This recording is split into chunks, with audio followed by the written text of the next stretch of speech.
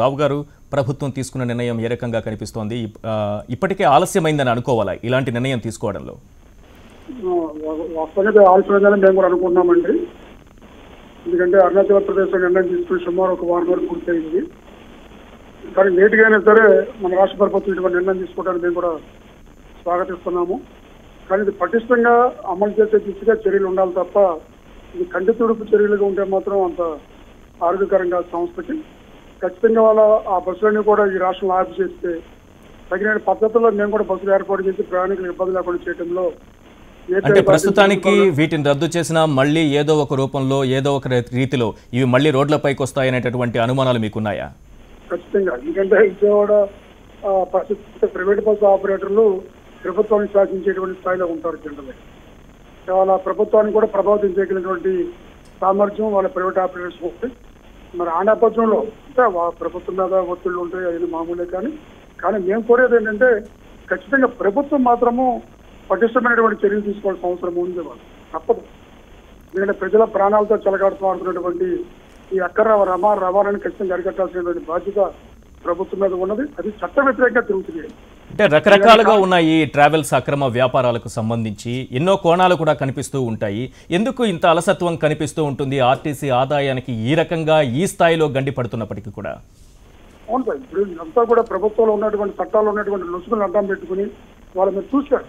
వాళ్ళ ఆంధ్ర ప్రాంతంలో తిరుగుతున్న 900 బస్సులు ఇవాళ అరుణాచల్ ప్రదేశ్లో రిజిస్టర్ చేసుకుని తిరుగుతున్నాయి. అంటే మరి ఉన్నటువంటి లొసుగులను అడ్డం పెట్టుకుని అక్కడ రిజిస్ట్రేషన్ చేయించుకుని అక్కడ పర్మిట్లు కట్టుకుని వాళ్ళకి బస్సులు తిప్పేటువంటి పరిస్థితికి ప్రైవేట్ ఆపరేటర్ వచ్చారు. అంటే అటువంటి లొసుగులు ఉన్నటువంటి వ్యవస్థలో కొంత మార్పులు తీసుకురావాల్సిన అవసరం ప్రభుత్వం మీద ఉంటుంది.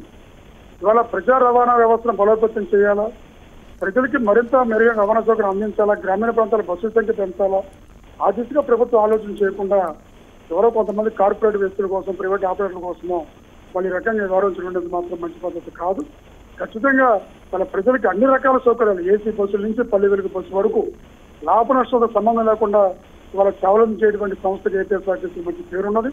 ఖచ్చితంగా వాళ్ళ ప్రభుత్వాన్ని కూడా మేము కూడా మనవి చేస్తున్నాం.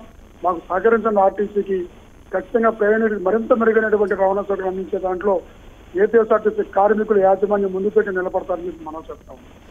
హెచ్ఎంటీవీ నిన్న రాత్రి కెమెరాలు పెడితే దివాకర్ ట్రావెల్స్ కావచ్చు, కావేరీ ట్రావెల్స్ కావచ్చు, ఇంకా అనేక ట్రావెల్స్కు చెందినటువంటి అరుణాచల్ ప్రదేశ్ రిజిస్ట్రేషన్ కలిగి ఉన్నటువంటి బస్సులు అనేకం కెమెరా కంటికి చిక్కినటువంటి పరిస్థితి. దీనిపైన కథనాలను కూడా ప్రసారం చేసింది.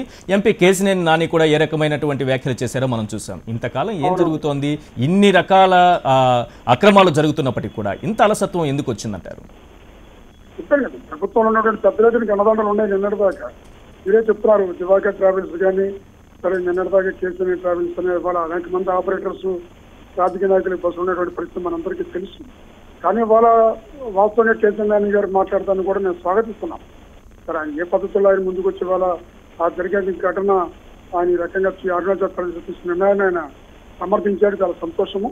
మేమనే ఇప్పటికైనా సరే ఆ దిశగా చర్యలు ఉండాలని మేము కోరుతా ఉన్నాం. ఎవరైనా అది దివాకర్ రెడ్డి అది ఇంకో ఎంపీనా అని కాదు, కానీ ఖచ్చితంగా వాళ్ళ అక్రమ రవాణా చట్ట వ్యతిరేకంగా తిరిగేటువంటి బస్సుల్ని నివారించాల్సిన బాధ్యత రాష్ట్ర ప్రభుత్వం మీద ఉన్నది. ఆ దిశగా చట్టాలు ఉన్నప్పటికీ కూడా ఆ చట్టాలను అమలు చేసేటువంటి పరిస్థితిలో రవాణా శాఖ అధికారులు లేరు. ఆ దిశగా రవాణా శాఖ అధికారిని ప్రభుత్వం కదిలించాలా. ఇవాళ కాంట్రాక్ట్ క్యారేజీ బస్సులు స్టేజీ క్యారేజీ తిప్పడాన్ని వ్యతిరేకించాల్సిన బాధ్యత ఉంది. ఆ స్టేజీ క్యారేజీ వ్యతిరేకించిన వాహనాల మొత్తాన్ని కూడా సీజ్ చేయాల్సిన అవసరం ఉందని మనం చేస్తా ఉన్నాం. రైట్ అండి, థ్యాంక్ యూ అండి వైవి రావు గారు. ఆరెంజ్ ట్రావెల్స్ అధినేత సునీల్ రెడ్డి మనకు